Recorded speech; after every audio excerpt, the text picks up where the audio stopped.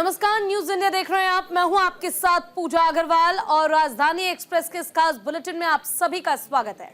शुरुआत बड़ी खबर के साथ करेंगे। मुख्यमंत्री नायब सिंह सैनी आज पंचकुला दौरे पर है। सीएम धामी ने पीडब्ल्यूडी रेस्ट हाउस में बैठक की। मुख्यमंत्री प्री बजट कंसल्टेशन की मीटिंग में विभिन्न क्षेत्र और विभागों की महिलाओं के साथ बातचीत करते नजर आए। बता दें कि कुछ समय पहले हरियाणा के मुख्यमंत्री नायब सिंह सैनी ने गुरुग्राम में चार्टर्ड अकाउंटेंट के साथ प्री बजट कंसल्टेशन को लेकर बैठक की थी, जिसको लेकर मुख्यमंत्री नायब सिंह सैनी ने कहा कि विकसित हरियाणा में आमजन की अपेक्षाओं पर खरा उतरना सरकार की प्राथमिकता है। सरकार की ओर से तय प्राथमिकताओं का प्रभावी रूप से क्रियान्वयन हो, इसके लिए सकारात्मक सुझावों के लिए सरकार के दरवाजे हमेशा खुले रहेंगे।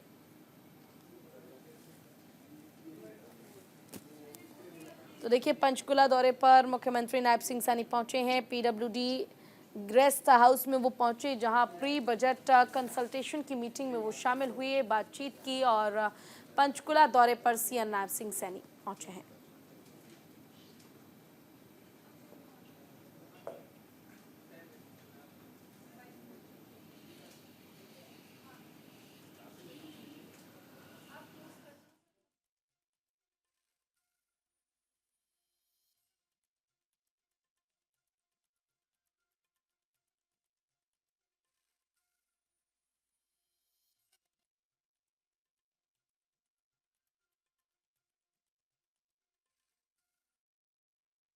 ये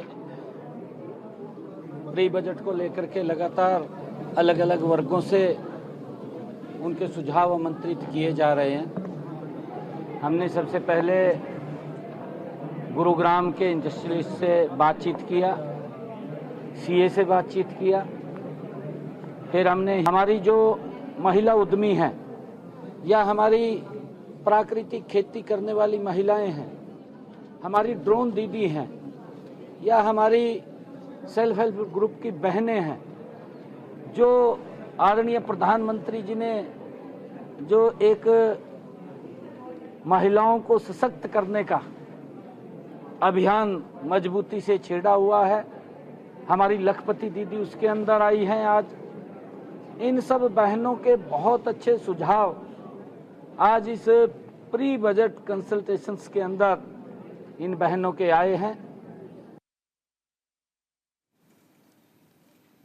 तो वहीं हरियाणा सरकार के 100 दिन पूरे होने को लेकर हरियाणा के कैबिनेट मंत्री विपुल गोयल ने अपनी प्रतिक्रिया दी और हरियाणा सरकार के 100 दिन पूरे होने की सराहना की। विपुल गोयल ने स्थानीय लोगों की समस्याओं को सुना और इस दौरान उन्होंने सरकार की उपलब्धियां गिनवाई। इस दौरान विपुल गोयल ने हुड्डा पर पलटवार भी किया। साथ ही विपुल गोयल ने भ्रष्टाचारियों को चेतावनी देते हुए कहा कि हरियाणा में भ्रष्टाचार करने वाले अधिकारियों को या फिर कर्मचारियों को किसी भी कीमत पर बख्शा नहीं जाएगा।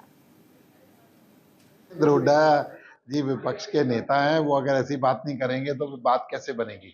तो इसलिए मैं उनसे यही उम्मीद करूंगा कि वो एक सकारात्मक विपक्ष की भूमिका निभाएं, जो काम अच्छे करें उनको सराहना करें, जो और अपेक्षाएं जनता को और विपक्ष को सरकार से है उसको सरकार को तक पहुंचाने का काम करें, बताने का काम करें, आरोप प्रत्यारोप की राजनीति ना करें। हरियाणा सरकार को मैंडेट भारतीय जनता पार्टी के लिए दिया गया है, तो इसलिए वो समझें इस बात को और एक सकारात्मक विपक्ष की भूमिका निभाएं।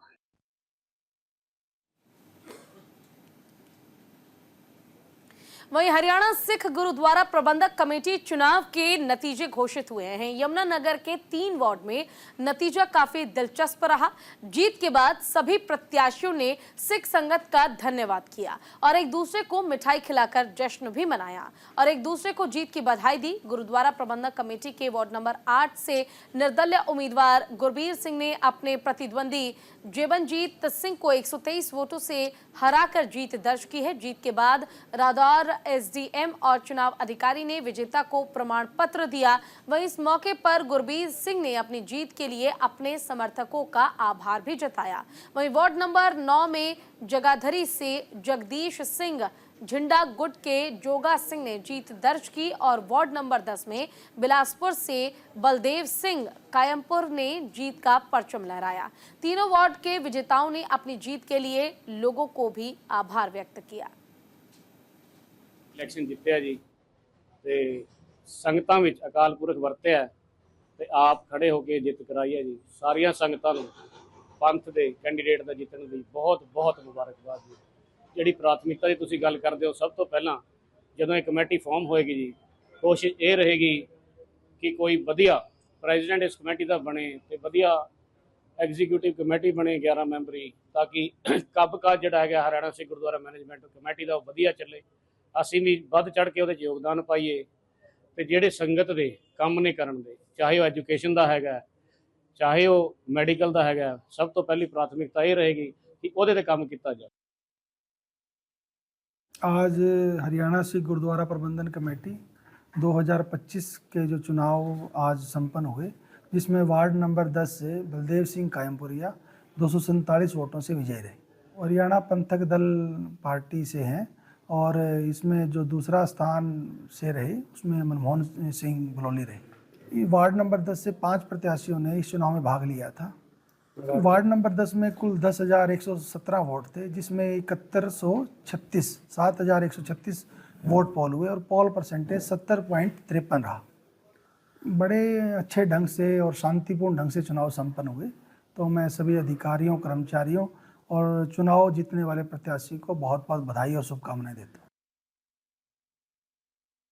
ਇਹ ਜਿੱਤ ਤਾਂ ਅਕਾਲ ਪੁਰਖ ਵਾਹਿਗੁਰੂ ਦੀ ਕਿਰਪਾ ਦੇ ਨਾਲ ਸੰਗਤ ਦੀ ਜਿੱਤ ਹੋਈ ਹੈ।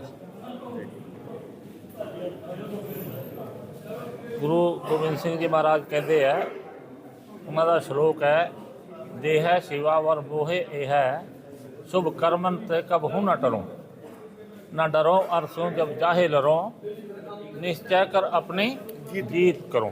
ये अकाल पुरख वाहिगुरू दी संगत दी जित है। हरियाणा के यमुनानगर में सैकड़ों पटवारियों ने हरियाणा सरकार की जारी किए गए कथित भ्रष्ट पटवारियों की लिस्ट को लेकर प्रदर्शन किया। सर्व कर्मचारी संघ के बैनर तले सैकड़ों पटवारियों ने काले बिल्ले लगाकर प्रदर्शन किया। लिस्ट को लेकर पटवारियों का कहना है कि पटवारियों पर लगाए गए आरोप पूरी तरह से बेबुनियाद हैं और इसको लेकर हमारी सहयोगी वीना अरोड़ा ने ग्राउंड जीरो का जायजा लिया और प्रदर्शन कर रहे लोगों से बातचीत की। देखिए। भ्रष्ट पटवारियों की लिस्ट जारी होते ही पटवारियों में हड़कंप जारी हो गया है। ऐसे में जो सभी पटवार एसोसिएशन के जो लोग हैं वो आज सरकार के खिलाफ जो है प्रदर्शन भी कर रहे हैं, नारेबाजी भी कर रहे हैं। तस्वीरें मैं आपको दिखाना चाहूँगी। ये सभी पटवारी यहाँ पर मौजूद हैं। हमारे साथ यमुनानगर की पटवारी और कानून एसोसिएशन के लोग यहाँ पर मौजूद हैं। इनसे हम बातचीत करते हैं कि जो लिस्ट जारी हुई है उसके बारे में आप क्या कहना चाहेंगे। जलाराम जी, एक लिस्ट जो जारी हुई है उसमें आप क्या कहना चाहेंगे। ये लिस्ट गैर कानूनी असंवैधानिक लिस्ट जारी हुई है, क्योंकि इसमें ऐसे ऐसे तथ्य हैं, ना तो कोई विभागीय जांच है और ना ही कोई कोर्ट के द्वारा किसी को गिल्टी करार दिया गया। जब तक कोर्ट या कोई विभाग अपनी इंक्वायरी करके कोई जांच बिठा के उसको गिल्टी करार नहीं देती, तब तक कोई गिल्टी नहीं होता। और ये सरकार का फेलियर इसलिए भी है क्योंकि सरकार को यही नहीं पता ये हमारे द्वारा जारी करी गई है या ना करी गई है। इसमें ऐसे ऐसे जो मृतक पटवारी हैं, जो 2 साल पहले जिनकी मृत्यु होगी, उनका भी नाम डाला गया है। जो पटवारी पैमाइश करता नहीं, पैमाइश का भी नाम हवाला डाला गया है। तो इसलिए ये निरस्त ये जो लिस्ट जारी करी है ये असंवैधानिक गैर कानूनी है और सरकार का फेलियर है। और हमने 3 दिन काले बिल्ले लगा के कार्य करेंगे और विरोध प्रदर्शन करेंगे, पब्लिक का कार्य नहीं रुकने देंगे। और जब तक ये सरकार इस लेटर को निरस्त नहीं करती तब तक हम अपने अपने हलके का काम करेंगे। अतिरिक्त कार्यभार जो हमारे को दिए गए हैं उसका कार्य नहीं करेंगे हम। तो आपने देखा कि पटवारियों का ये कहना है कि जब तक सरकार इस लेटर को निरस्त नहीं करती और जितना भी इनका मान सम्मान है पटवारियों को वापस नहीं मिलता, तब तक ये ऐसे ही प्रदर्शन करते रहेंगे। यमुनानगर से न्यूज़ इंडिया के लिए वीना अरोड़ा। हरियाणा के करनाल के सदर बाजार में 2 गुटों में झड़प हो गई। वहीं दोनों पक्षों में एक दूसरे पर पथराव भी हुआ और इस घटना के बाद इलाके में दहशत का माहौल है। वहीं सूचना मिलने पर थाना अध्यक्ष समेत कई पुलिसकर्मी मौके पर पहुंचे और हालातों पर काबू पाया गया। पुलिस ने दोनों पक्षों के खिलाफ केस दर्ज करके कार्रवाई शुरू कर दी है। हरियाणा के भिवानी में घने कोहरे के कारण विजिबिलिटी लेवल 10 मीटर से भी कम हो गया है, जिससे आने जाने वाले लोगों को परेशानियों का सामना करना पड़ रहा है। वहीं बढ़ते ठंड के कारण तापमान में भी गिरावट आई है। घने कोहरे के कारण गाड़ियों की रफ्तार भी धीमी हो गई है। धुंध का असर यातायात और ट्रेनों पर देखने को मिल रहा है। मौसम विभाग ने 22 से 23 जनवरी को बारिश का येलो अलर्ट जारी किया है। 21 जनवरी तक धुंध के कारण मौसम खराब रहने की संभावना है।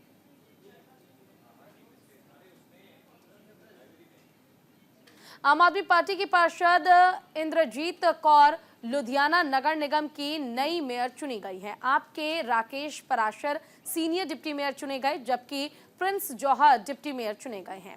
वहीं इंद्रजीत कौर एक निजी स्कूल में प्रिंसिपल रही हैं। उनके पास कॉमर्स की डिग्री है। उन्होंने MBA और B.Ed भी किया है। इसके अलावा कौर लुधियाना जिले की आपकी महिला विंग की अध्यक्ष भी हैं।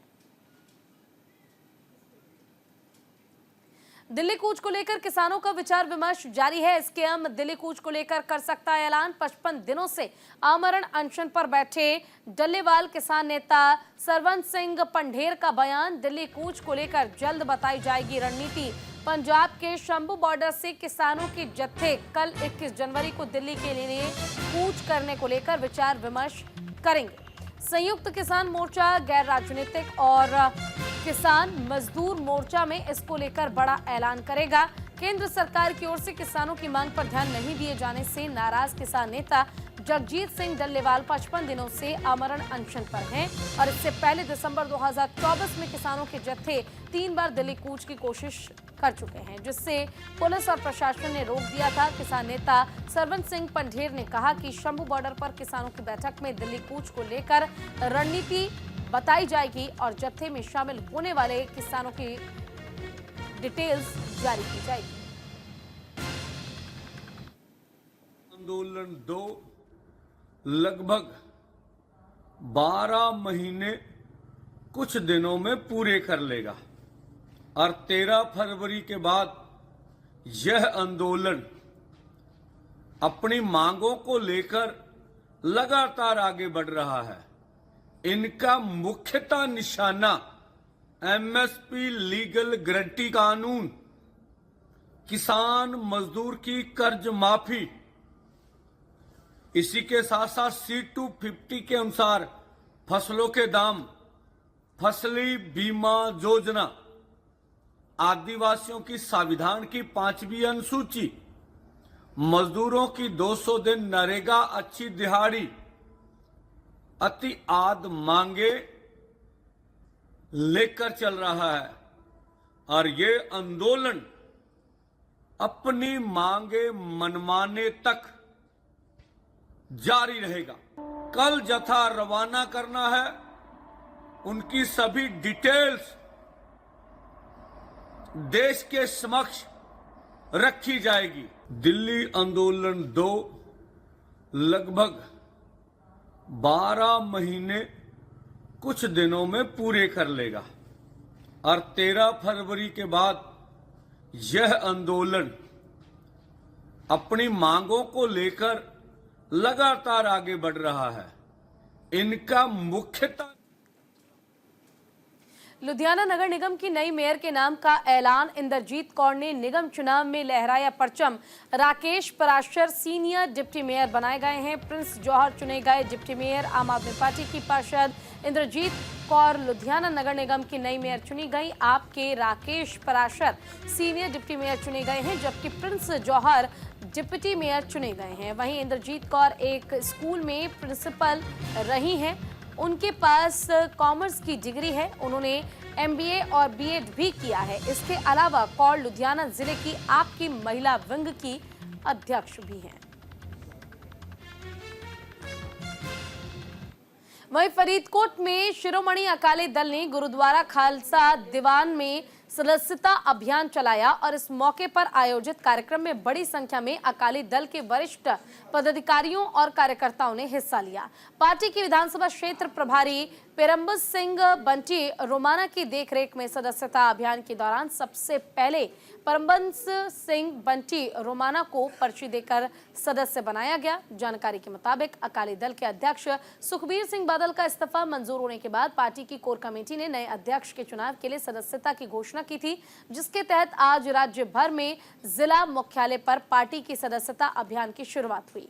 फरीदकोट के गुरुद्वारा खालसा दीवान में सदस्यता अभियान के शुभ आरंभ के मौके पर सैकड़ों पार्टी कार्यकर्ताओं ने सदस्यता हासिल की और पार्टी को मजबूत करने का संकल्प लिया।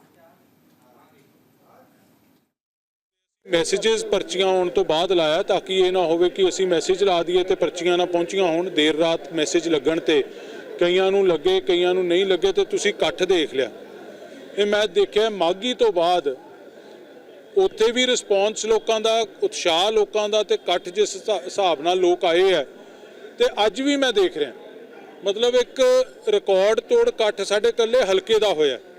ਲੋਕ ਇੰਨੇ ਉਤਸ਼ਾਹ ਨਾਲ ਆਏ ਆ। ਹੁਣ ਤੁਸੀਂ ਦੇਖ ਰਹੇ ਹੋ ਸਾਰੇ ਪਰਚੀਆਂ ਲੈ ਕੇ ਜਾ ਰਹੇ ਆ, ਆਪਦੀਆਂ ਕਾਪੀਆਂ ਲੈ ਕੇ ਜਾ ਰਹੇ ਆ ਅਕਾਲੀ ਦਲ ਦੀ ਭਰਤੀ ਸੰਬੰਧੀ।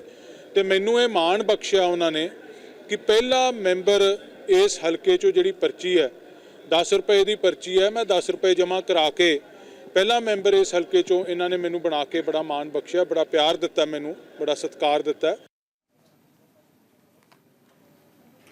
खराब खबर पंजाब के फतेहगढ़ से है, जहां पर फतेहगढ़ साहिब में शिरोमणि अकाली दल के प्रवक्ता एडवोकेट अमरदीप सिंह धारनी ने प्रेस कॉन्फ्रेंस को संबोधित किया और इस दौरान उन्होंने कहा कि केंद्र सरकार ने चाहे मीटिंग का संदेश दिया या आमरण अनशन पर बैठे जगजीत सिंह डल्लेवाल का व्रत खुलवाया, लेकिन मेडिकल ट्रीटमेंट पर चल रहे जगजीत डल्लेवाल के आशाओं पर केंद्र सरकार खरा उतर नहीं पाई। किसान आंदोलन के कारण पंजाब को काफी नुकसान झेलना पड़ा है।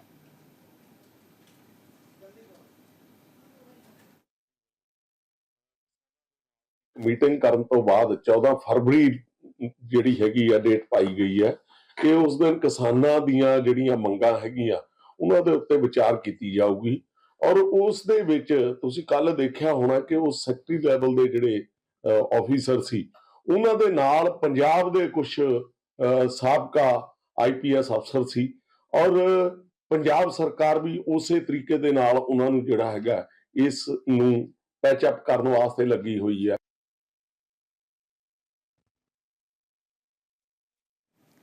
हिमाचल प्रदेश भवन सड़क निर्माण मजदूर यूनियन ने शिमला में कामगार बोर्ड के अध्यक्ष और सचिव का घेराव किया। साथ ही मजदूरों ने कामगारों की लंबित वित्तीय सहायता को जारी करने की मांग की। शिमला के परिमहल में कामगार बोर्ड के साथ मजदूरों की बैठक चल रही है, जिससे पहले सीटू के बैनर तले हिमाचल प्रदेश भवन सड़क निर्माण मजदूर यूनियन ने धरना प्रदर्शन और कामगार बोर्ड के अध्यक्ष और सचिव का घेराव कर 31 मार्च से पहले सभी वित्तीय सहायता को जारी करने की मांग की है। बनने के बाद और श्रमिक कल्याण बोर्ड के बनने के बाद जो लगभग 13-14 साल जो बेनिफिट मिल रहे थे मजदूरों को, जब ये सरकार सत्ता में आई अगले ही दिन पहला निर्णय इसने जो लिया, ये सारे के सारे आर्थिक लाभ रोक दिए। ये मजदूर कौन है? ये सबसे गरीब मजदूर हैं और इसलिए जो है इस श्रमिक कल्याण बोर्ड के अंतर्गत जो मजदूर रजिस्टर्ड होता है, पंजीकृत होता है, उसके बच्चों के लिए स्कॉलरशिप का प्रावधान है। अगर उसके घर में बीमारी हो जाए उसके लिए मेडिकल सुविधा का प्रावधान है। किसी की मृत्यु हो जाए तो मृत्यु के लिए राशि का प्रावधान है।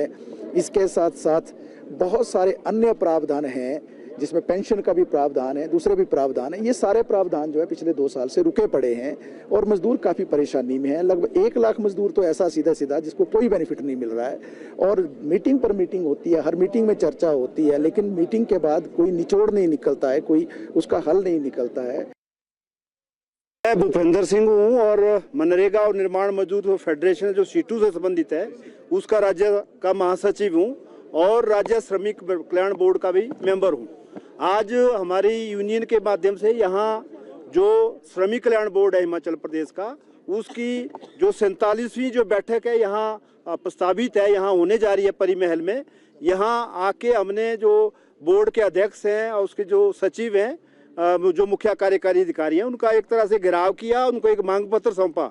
और ये घेराव करने की जरूरत इसलिए पड़ी कि पिछले 2 साल से जब से वर्तमान सरकार है बनी है तब से बोर्ड के अंदर 1 लाख से ज़्यादा मजदूर ऐसे हैं जिनके बच्चों की छात्रवृत्ति का पैसा, बच्चों की शादी का पैसा, बीमारी के इलाज का पैसा, मृत्यु होने पर जो मजदूर को जो कुछ सहायता राशि मिलती है, ऐसे जो सहायता राशि है 1 लाख मजदूरों की 500 करोड़ से ज़्यादा लंबित है।